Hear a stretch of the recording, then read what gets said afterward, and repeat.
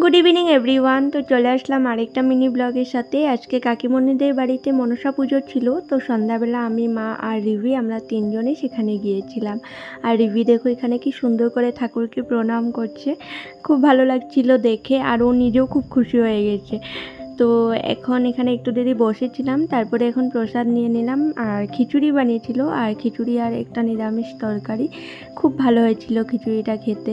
তো খেয়ে দিয়ে এখানে কিছু দেরি বসেছিলাম, তারপর বাড়ি চলে গিয়েছিলাম কারণ দিদি ওরাও এসেছিল। তো ওদের জন্য মানে ওখান থেকে একটু প্রসাদ এনেছিলাম, তো সেটা ওদেরকে খেতে দিলাম। আর মা বাড়িতে মিষ্টি দই বানিয়েছিল, তো আমি এটা খেয়েছিলাম এখন। আর ডিনার করিনি কারণ সেখান থেকে খেয়ে এসে পেট পুরো ভর্তি ছিল। আর তাই এটা পরের দিন সকালবেলা গোলা রুটি আর চা খেয়েছিলাম। এখন বিছানা উঠিয়ে নেব।